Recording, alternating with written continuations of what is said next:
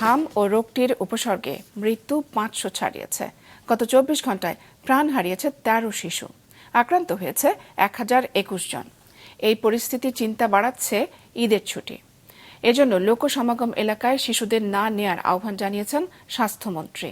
আনোয়ার হোসেনের report.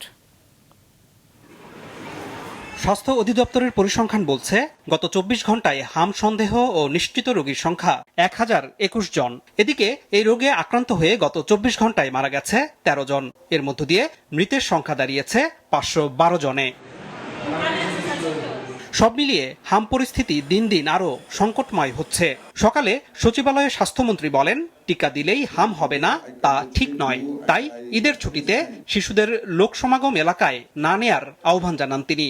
Red cross ও red ক্রিসেন্টের দেয়া হাম চিকিৎসা সরঞ্জাম হস্তান্তর অনুষ্ঠানে এসব কথা বলেন তিনি। ভ্যাকসিন দিলেই যে একটা 100% একটা বাচ্চা হাম হবেই না, এটা কিন্তু বলা যায় না। যাদের আক্রান্ত হয়েছে বাচ্চাগুলিকে যেন আত্মীয় স্বজনের বাড়িতে নিয়ে না যায়, বাচ্চাগুলি যেন অনেক ভিড় আছে এমন জায়গায় নিয়ে না যায়। এই ঈদে বাস যাত্রা, ট্রেন যাত্রা, আত্মীয় স্বজনের বাড়িতে বেড়াতে যাওয়া, এইভাবে যদি হাম রোগীর সংস্পর্শে ভালো মানুষগুলি আসে, সুস্থ বাচ্চারা, তাহলে দেয়ার ইজ এ পসিবিলিটি, একটা সম্ভাবনা থাকবে আরেকটু বেড়ে যাওয়ার।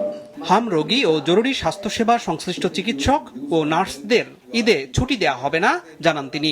আমরা সতর্ক করেছি, হামের রোগী এবং জরুরি স্বাস্থ্যসেবাতে কোনো ডাক্তারের, নার্সের ছুটি হবে না, থাকতে হবে। বর্তমান হাম পরিস্থিতি বিবেচনায় সকলকে সরকারি ও চিকিৎসকদের নির্দেশনা মেনে চলার আহ্বান জানান স্বাস্থ্যমন্ত্রী। আনোয়ার হোসেন, মাছরাঙা সংবাদ, ঢাকা।